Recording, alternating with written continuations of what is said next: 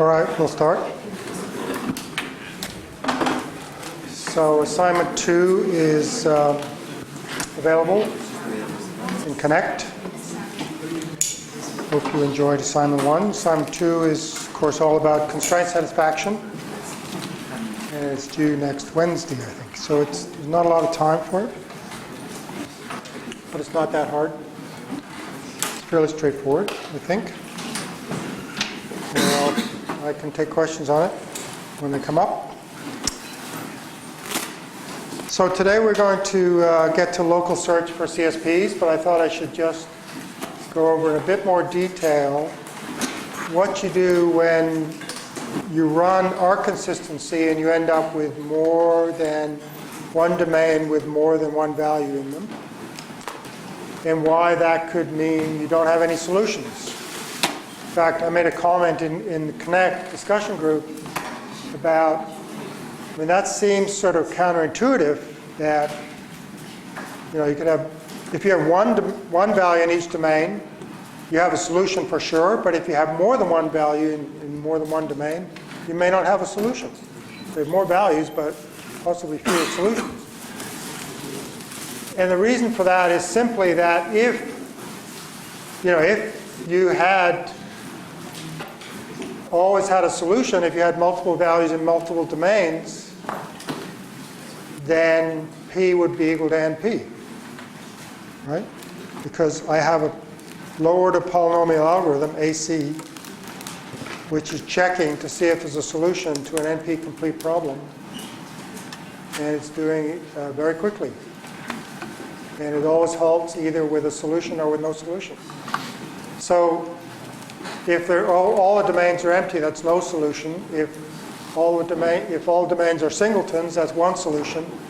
If all the domains, or some of the domains, have more than one value in, that could be multiple solutions, one solution, or no solution. You have to do search to find out. And the reason you have to do search is because it's an NP-complete problem, and you can't avoid search in, worst case of NP-complete problems. Okay, you should understand that comment. If you don't understand it, ask me about it, or come and see me, or see one of the TAs, or whatever. But that's a critical insight into what's going on with these algorithms. Okay, and I'm assuming you all know what P and NP and P equals NP and NP complete are. You all know that, right? If you don't, there's a section in the book on it. It just happens. We've got a little tutorial on complexity theory and NP completeness. So read that section and then come talk to me if you have any more problems with that. Okay, so we're going to talk about domain splitting some more, and actually give some pseudocode for solving CSPs with domain splitting. And then we'll talk about local search, and if we have time, we'll start talking about stochastic local search. So the key difference here between R consistency and the stochastic local search algorithms are that, first of all, the R consistency algorithm is a deterministic algorithm. Every time you run it, it does the same thing. Or now, this is the first time we'll be talking about stochastic algorithms, where every time you run it, they might do something different. Okay, so it depends on chance in many cases. Okay, and because of that, you cannot guarantee that the algorithm will halt if there's a solution. You don't know with stochastic local search algorithms whether or not there's a solution for sure. Okay, so it gives up that guarantee of completeness, but on the other hand, it may work a lot faster and solve real problems a lot faster than the deterministic methods. I mean, it depends, but that's often the case. So let's look at domain splitting with CSPs again. So the idea is you have a CSP, you apply R consistency to it, you reach this fixed point where all the arcs are consistent. If domains have multiple values, then you choose a domain. Doesn't matter which one, they'll always end up in the same place, but it may be more efficient to choose the smallest domain because it's most constrained. You try to fail early, so you want the domain to empty as soon as possible, so it makes sense to start with the smallest one. So that gives you a bunch of CSPs. I mean, you may just get 2 if you split the domain in half, or you might split it. You could choose 1 value from each domain, from that domain for each of the CSPs, however you split. So there might be just 2 CSPs here, or there might be multiple CSPs. Then you apply AC to each of those. And if you still have multiple values in domains, you split on a domain and do the same thing recursively until no domains have multiple values, at which point they either have no values, in which case there's no solution down this branch, or they all have 1 value, in which case you have a model, you have a solution, right? Okay, so let's look at this problem. This is slightly different than the one we looked at last time. Simple problem 2 in AI space. So we've got 3 variables. Say they're meeting times. You want to set up some meetings. These 2 meetings have to be at the same time. So do these 2. But these 2 have to be at different times. Well, a little bit of reasoning will tell us, equality is transitive. So if A equals B and B equals C, then A must equal C. But I've said not A equals C. So there's no solution. By reasoning, I could discover that there is no solution to that. But we can't do that kind of reasoning in this paradigm. So we have to actually run the applet. So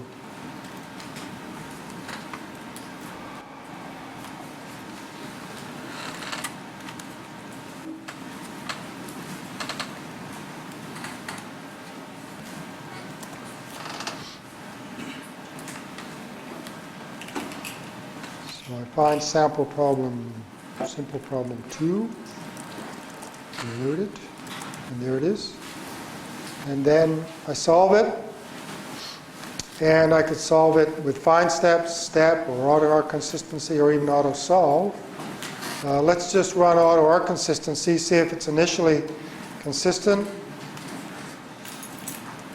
My guess is that it is, because we've got equality and not equality, and all of those arcs are consistent. So no domains got reduced in that process, but it's consistent. And now it says auto arc consistency finished, split on a variable, so we'll split on A. And we could choose the ones we want to keep. Could just choose them one at a time, or select half of them, or select some random subset. So we'll select half, and it says A is in the set 1, 2, and domain splitting history there. And then we can do auto arc consistency again. And notice this equality constraint here will reduce this domain down to 1, 2 as well. And that'll reduce this domain down to 1, 2 as well. This constraint here is satisfied without any reduction of the domains. And so we could split on A again, select half of it, and then run auto arc consistency again. Now it's going to be more restrictive. And so we have 1 value in there. This had to have the same value in there, and that had to have the same value in there. And then the not AC here would rule out that value, which then immediately starts ruling out the other values. So there's no solution. Cannot split on variable A because its domain is empty. No solution, backtrack and try again. So it'll backtrack here to make the other choice. A is in the other half of the set, 2. And we'll do auto arc consistency again. We get some domain reductions. And finally they empty out. There's the same thing happened there. And it's empty. Okay, so we could backtrack. And then we could just let it run to the end, auto solve. It'll do the splitting by itself. Split on A is 3, 4, A and 3 cannot split a variable A and 4 cannot split, blah, blah, blah.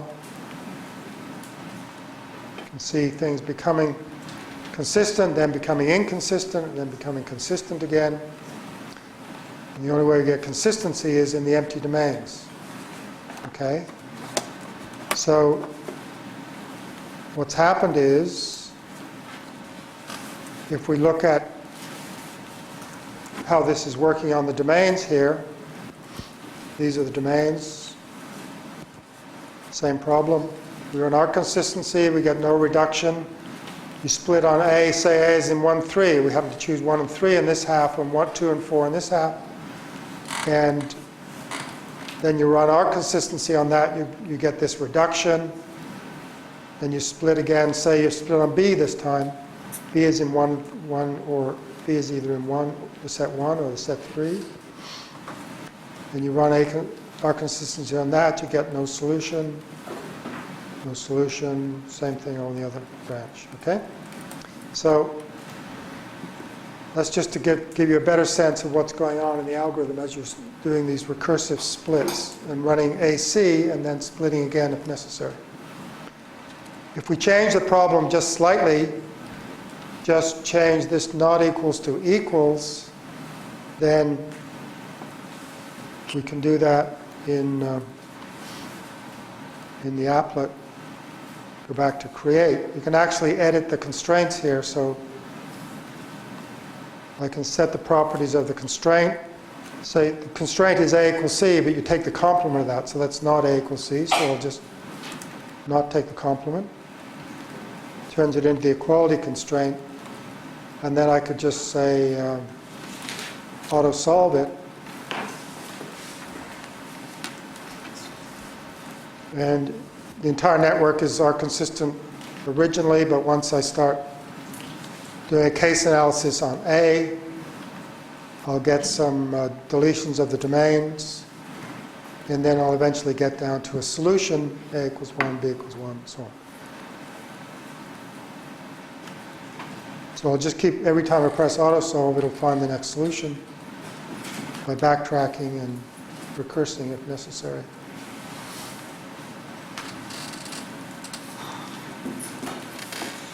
So there should be 4 solutions.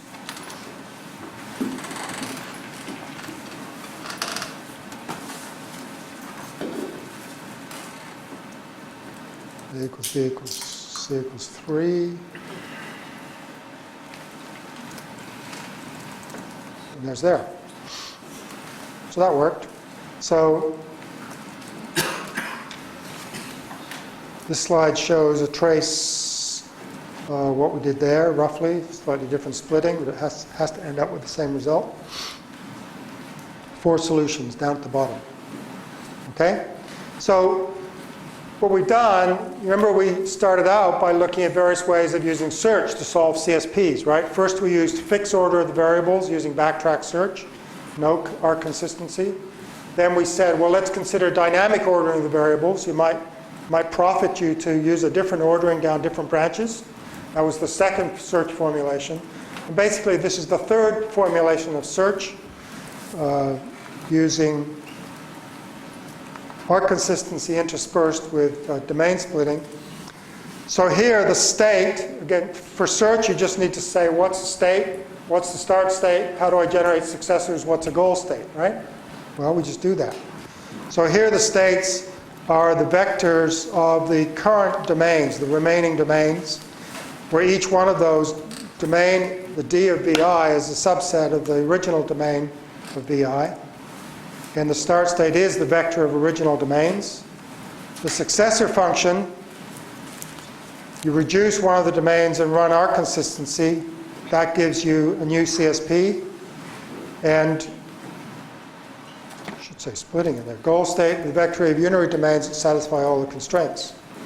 The assignment of each variable to its single value is a model.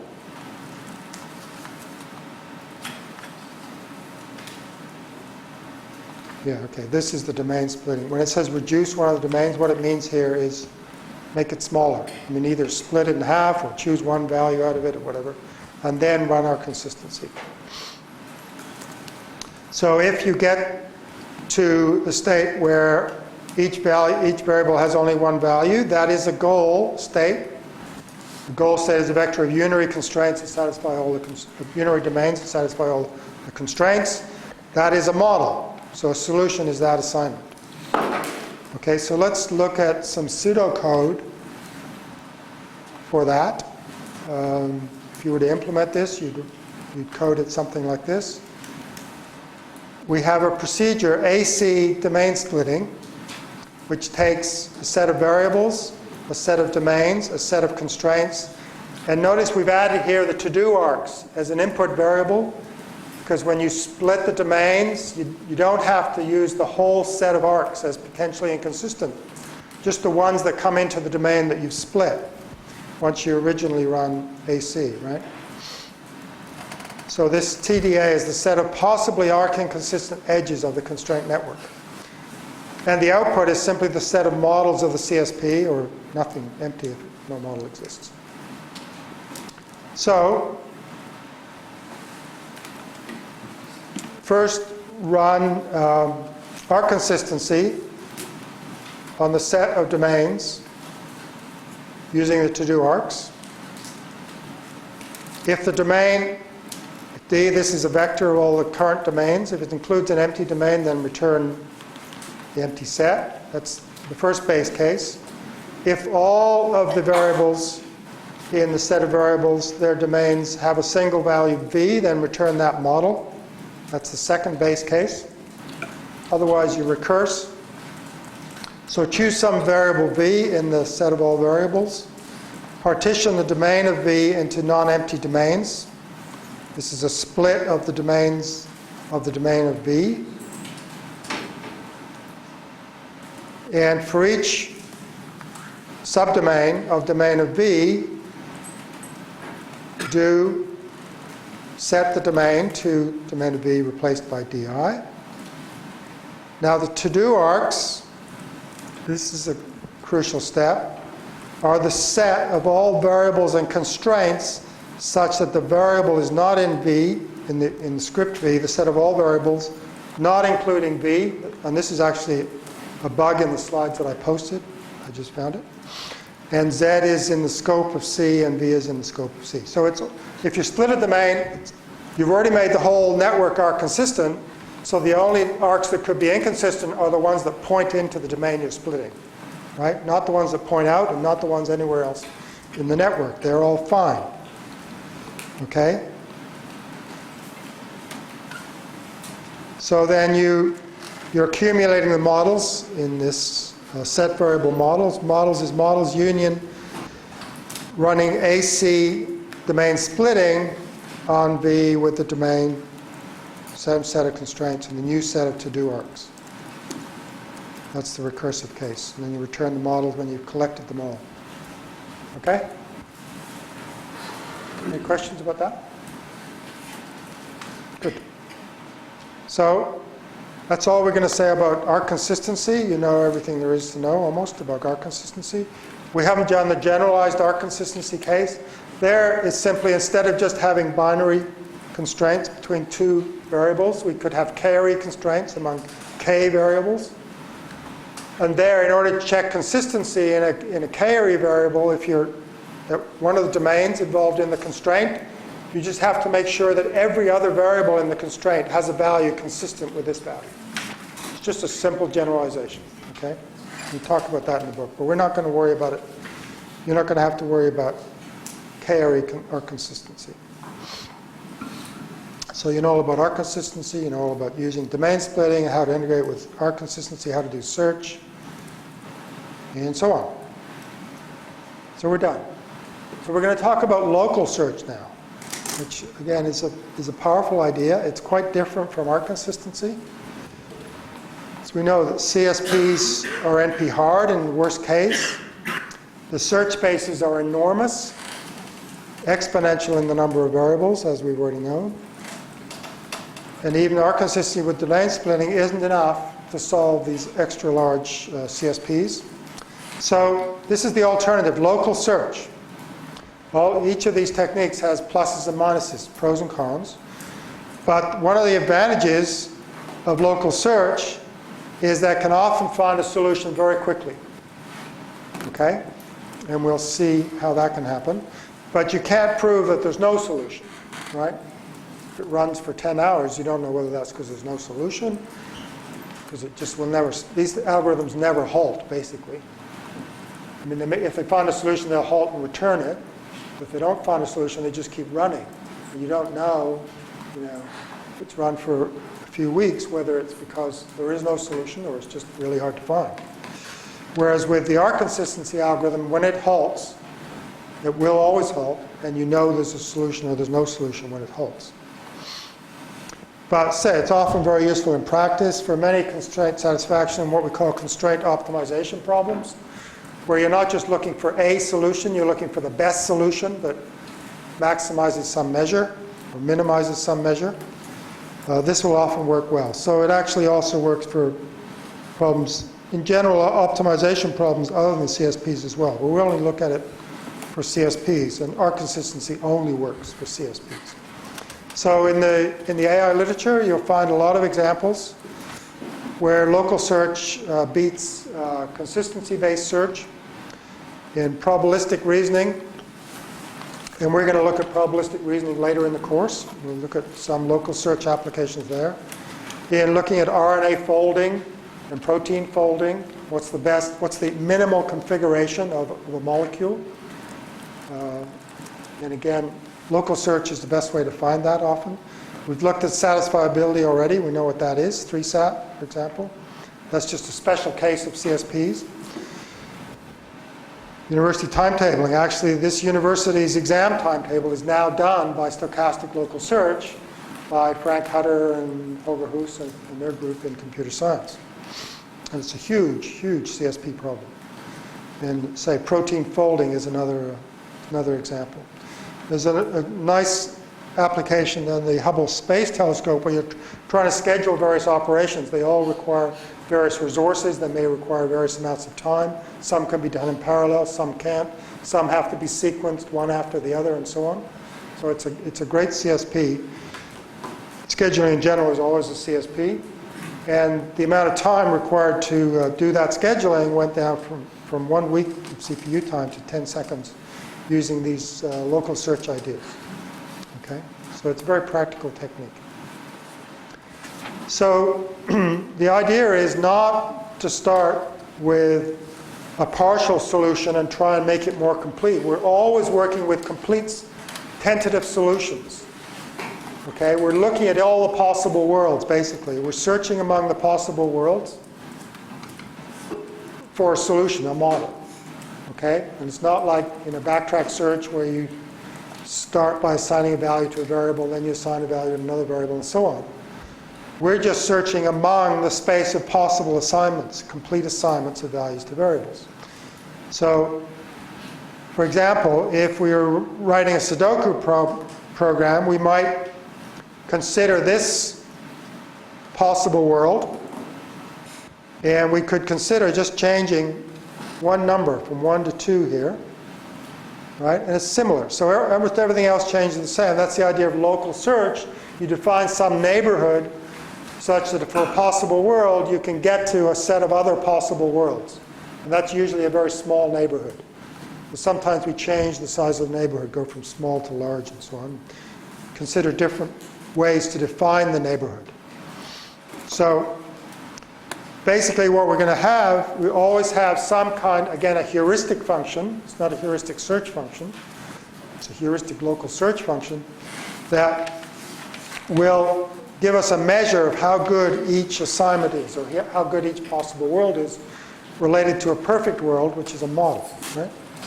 So if you look at this guy here, you say, well, there's a bunch of constraints violated. You know, this is almost a solution. Looks pretty good, except there's a 3 and a 3. That's illegal. There's a 1 and a 1 there. And there's another 3 and 3 there, right? So it's not so good a solution. You've got lots of 7s there. But if you change this 1, you might improve, get closer to a solution. So we're going to have this idea of each assignment, each possible world will have a measure of closeness to a perfect world where in our case there'll be no constraint violations. So in order to define a local search problem, you start with a standard CSP.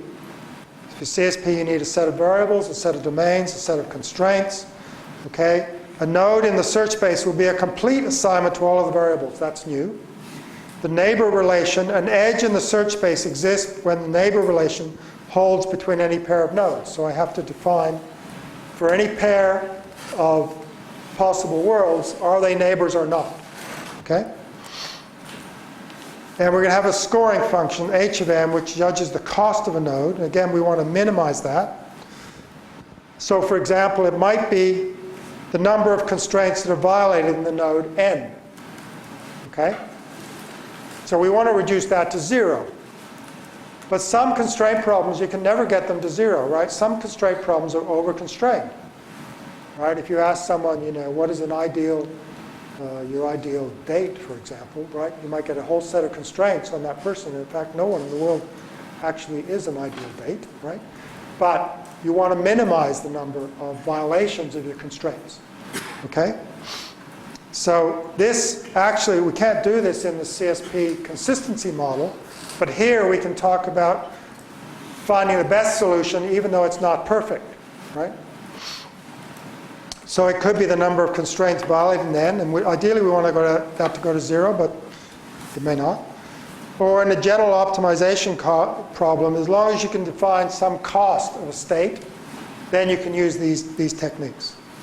Okay, so we're going to look at it only for CSPs. So here's the CSP. This is Sudoku, variable per cell. Each number occurs only once in a row, column, and box. The neighbor relation, this is critical. This is how we define whether or not two possible worlds are neighbors. If they only differ in the value of one cell, then they are neighbors. Okay? And the scoring function is the number of constraint violations. Okay, so as we go from there to there, we could say, well, we can actually tell how many constraint violations we've reduced. There's one constraint there and 1 and 1. That doesn't exist over here. There's no 2 and 2. And similarly, 1 and 1. That doesn't exist over here. So I've gotten rid of 2 of them. Maybe I did better on this diagonal. No. So that maybe it's 2, maybe it's 3. I'm not sure. It doesn't matter. Okay, so the search space for local search then consists of starting with a possible world with a fully assigned set of variables. And then we can change any variable and any value of that variable. That's the simple model we're going to start with. And then we'll go to more sophisticated ones. So here I've chosen v1, and I've changed its value from v1 to v2. Here I've chosen v2, and I've changed its value to some other value from what it was. Okay?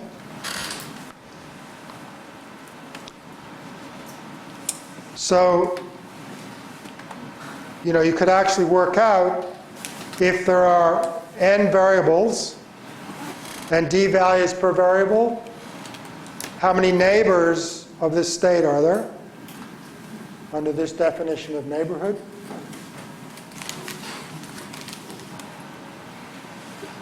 What do you think? And there are n ways to choose the variable. Having chosen the variable, there are then d ways to choose the value, so it's n times d. Approximately, order nd, right?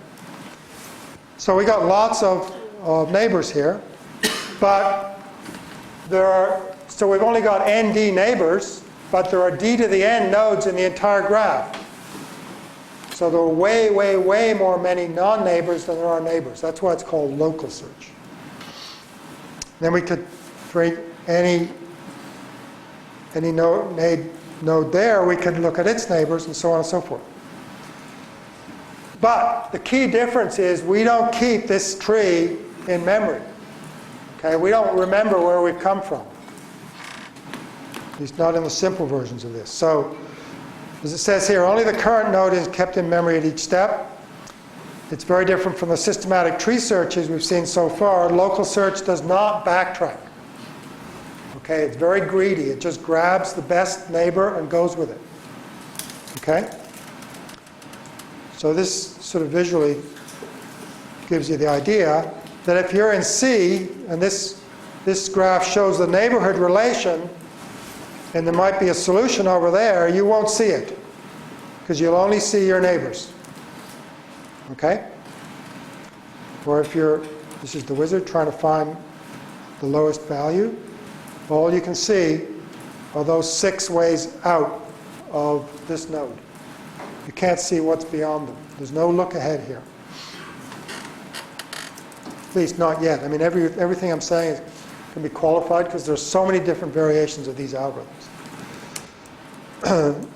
But let's consider the straightforward version first.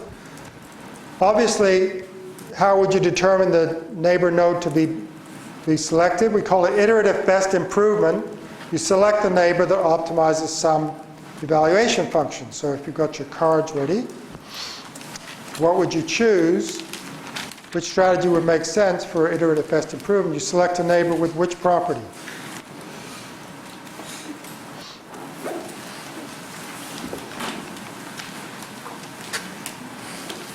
Maximum number of constraint violations, the same, similar number as in the current state, no constraint violations, or the minimal number of constraint violations.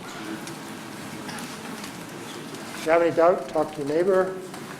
Should be straightforward. I've already said you really want to minimize the number of constraint violations, right? If you're lucky, it'll be none, but I doubt it, not in this neighborhood. So the evaluation function we're going to use is the number of constraint violations in state n, which again, a heuristic function has to be quick and easy to compute. It's very quick. In linear time, you can compute the number of constraint violations. Just check every constraint, it's either true or false. Right? No look ahead, no exponential blow up in computing that function. So this is the algorithm we call greedy descent. If you've taken a numerical analysis course, you know about greedy descent for optimization. Always go downhill, right? You evaluate h of n for each neighbor and pick the neighbor with minimal n, repeat until done. Until, for example, there's no neighbor with fewer constraint violations than you have, in which case you're in a local minimum, right? If you're lucky, that'll be the solution, would be a global minimum, but usually not that lucky. So, if you want to worry about maximizations, you can just flip these around. You can just replace h of n by minus h of n, right? This might be useful to remember in assignment 2. Okay. So if we run greedy descent for Sudoku, you start out by this is the Sudoku you're given. You just randomly fill in the blanks with numbers from 1 to 9 without worrying about constraints. Okay? That's just generating a possible world to start with. Okay? For each cell and each number, evaluate how many constraint violations changing the assignment reads. So you go and look at every single cell. There are only n squared of them, so that's not too bad. And consider changing 7 to 1, 2, 3, 4, 5, 6, 8, 9, in this, if you're at this cell here, and count how many constraint violations you would get, right? And then choose the cell and the number. So it's a double choice. You're choosing the variable, or the cell in this case, and the value or the number to change, which leads us to the fewest violated chain constraints and change it. And just repeat that loop until solved. Okay? It may not be solved. You may be stuck forever in that. So in this case, our same example. So if you change this 1 to a 2, then you've reduced the number of constraint violations by 3, because these 2 2s in this row, 2 1s in this row, 2 1s in this box, and 2 1s in this column all go away if you put that 2 in there. And we haven't introduced any new ones, luckily, okay? So that reduces it by 3, so that might be a good one to choose. So this is, again, we have a generic, just as we did for our consistency, we have a generic local search algorithm. Takes the same specification of a CSP, a triple set of variables, the domains of all the variables, the set of constraints. The output is a complete assignment that satisfies the constraints. We're going to keep locally, this is the current possible world, basically. It's an array of values indexed by the variables. So you might number them 1 to n, and then this would be an array from 1 to n. Repeat. This is the outer loop. This is sort of a random initialization. This is setting, let's just pick a possible world at random here. Okay? So you initialize this array to random values from the domains. This is why it's called stochastic, okay? Because every time you run this algorithm, you may get a different solution. Yeah, question? Is the greedy descent method the same as a gradient descent method? Or? Yeah, except here we can't, we're dealing with discrete problems. So gradient descent is usually for continuous optimization problems where I evaluate the derivative, right? And in a multi-dimensional space, I go down in the direction of steepest descent, yeah. Right. But here we're not evaluating derivatives, we're doing discrete differences because each point in this space is a discrete point. Whereas in continuous optimization, we're in an n-dimensional real space. And we have some function defined in that n-dimensional real space. You get all the partial derivatives with respect to each of the variables, and then you find, if you're a skier, that's the fall line. That's gradient descent. Here, our notion of steepest descent is essentially a discrete analog of that in discrete spaces. Yeah, question? Continuing with that analogy, Yeah. you can come up with cases that throw off steepest descent, like gradient descent in the continuous case, and it becomes grossly inefficient. Yes. Is this similar here? Would a certain heuristic? Okay. Yeah, we'll see some examples where, we have ways of getting around that. In fact, this sort of restart here is a way of getting out of getting stuck. You can get stuck with these local neighborhood algorithms, and so you need to be able to jump out at random and start again somewhere else in the space. That's basically what this is doing. But here, so this is basically the steepest descent part here. And here we're not actually worrying about even steepest descent. We're just sort of randomly choosing a different variable. So this is a sort of generic local search, right? Well, the stopping criterion is not met and A is not a satisfying assignment. Choose a variable y and a value v that's in the domain of y and set that. We're just changing one value in the array. We're changing one domain, the value of one variable in the possible world to a new value. Okay? So that's just randomly choosing a neighborhood. We're not choosing the best improvement yet. Okay? And if A is a satisfying assignment, then return it. Otherwise, here, if you find it locally, you keep doing this, and the stopping criterion might be, there's been no change since the last time. Sort of randomly changed it. And but the stopping criterion will vary. We'll see more specific examples of that later. If A is a satisfying assignment, then return it. But the outer loop is saying repeat, randomly initialize with a new possible world. Do a whole bunch of local search. If you find a solution, return it. Otherwise, jump out and restart in another part of the space. Okay, so we're trading off local search and global random starts. Okay? So that's the random initialization. This is the local search step. And I didn't say here how you select this variable. I just said select it, right? In the AC algorithm, it didn't matter how you chose the arc to look at. But here it does matter. So, for example, based on local information, for each neighbor, evaluate how many constraints are satisfied. Greedy descent, select y and v to minimize the number of unsatisfied constraints at each step. So by specifying what we mean by select here, then we specialize it to a particular algorithm. In this case, greedy descent. So here's another example, n queens.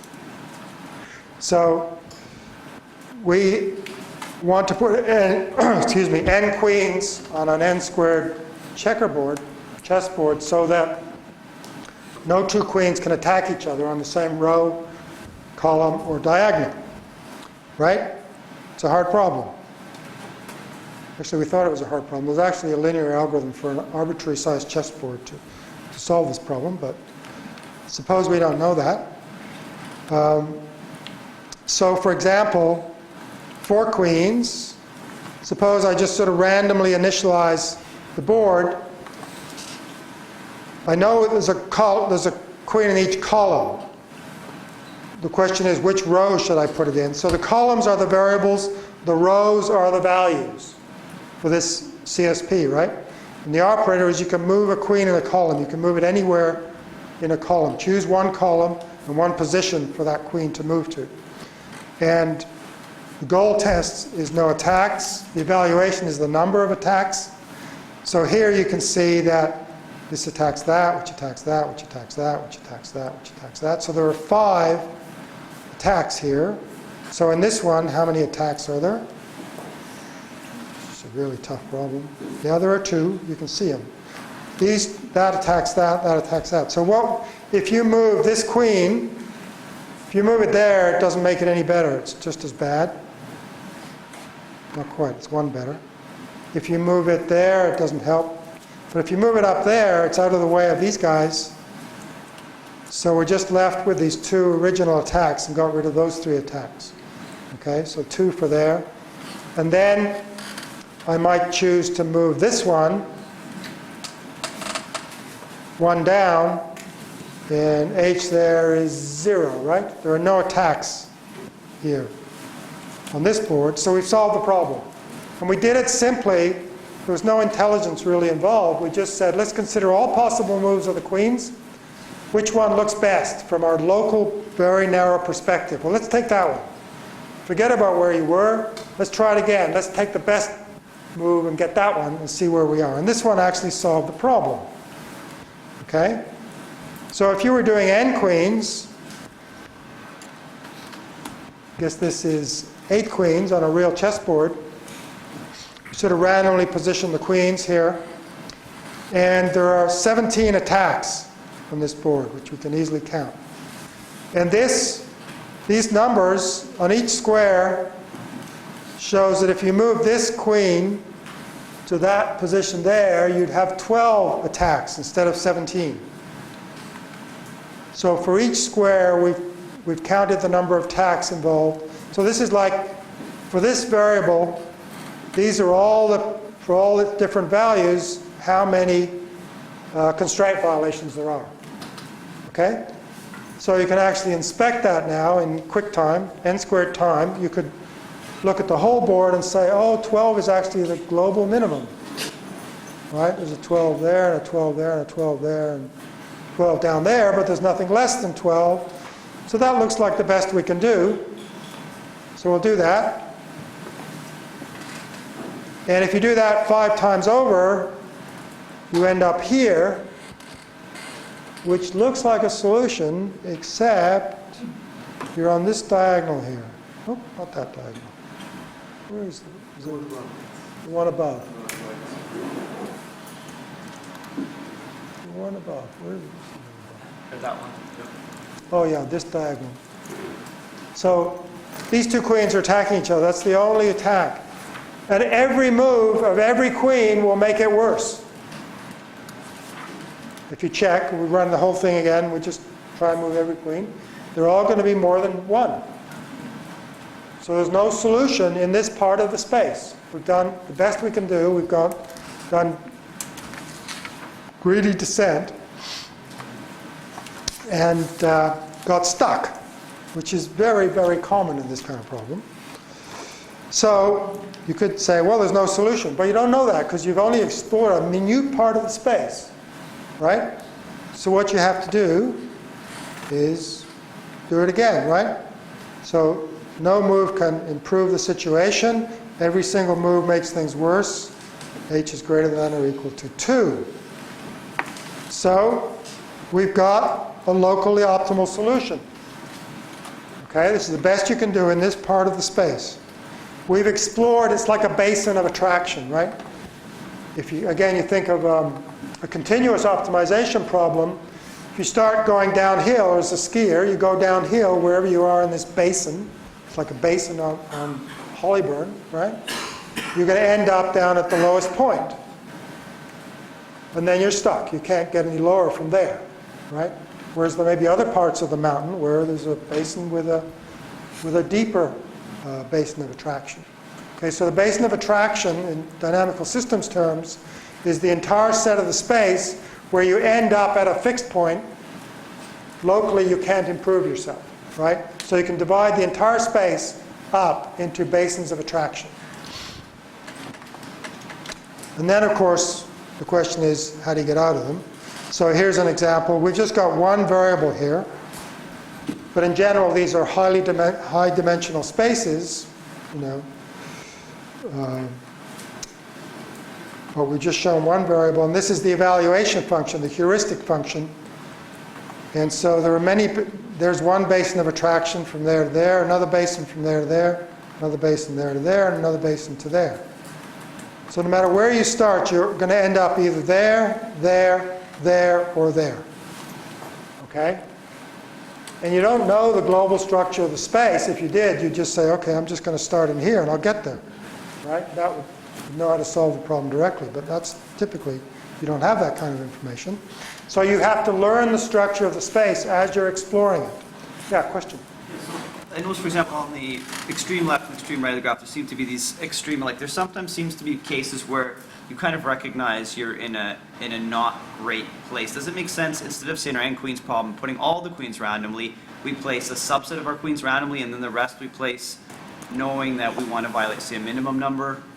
Or even in our Sudoku problem, like, why do everything randomly from the start? Why not do some randomization to get us in one or two basins, but then save us a little bit of work? It might work better. You're going to end up in the same place. I mean, you're still going to end up in a local minimum. So it's not quite as systematic. I mean, in the way we're going to do it, we're going to separate those two things out, indeed. We're going to do, you know, sort of random restarts to get into different parts of the space and then go to the local attraction. But your idea might work. It'd be interesting to try that. So really you want to be able to quickly explore these many local minimum, find out if you're in one. And of course the global minimum is the local minimum. And if you know, it may be, as say, the constraint problem's over-constrained, you can't actually solve all of the constraints with any possible assignment, you're never going to know if the local minimum you're in is in fact a global minimum. All you can do is just keep running the algorithm forever. It may slowly improve or it may never improve. You never know, right? So finally, we're going to talk about different neighborhoods. So say we could start out with small neighborhoods, and these we've been talking about what are called one-exchange neighborhoods, where you're picking one variable and changing its one value, right? And we're doing that by looking at all the n variables and all their d values. So how many choices are there to make? How many assignments differ in exactly one variable, one value?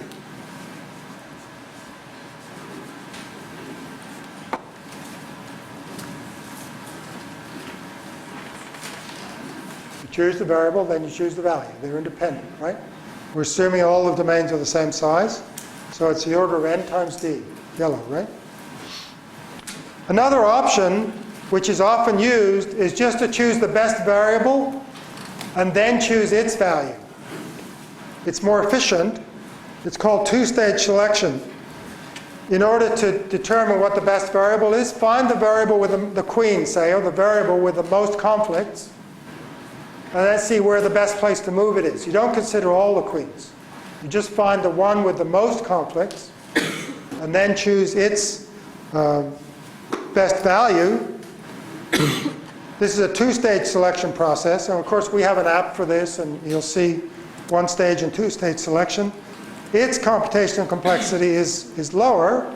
It's n plus d, because it's n to choose the variable, and then d to choose the value. They're not independent, right?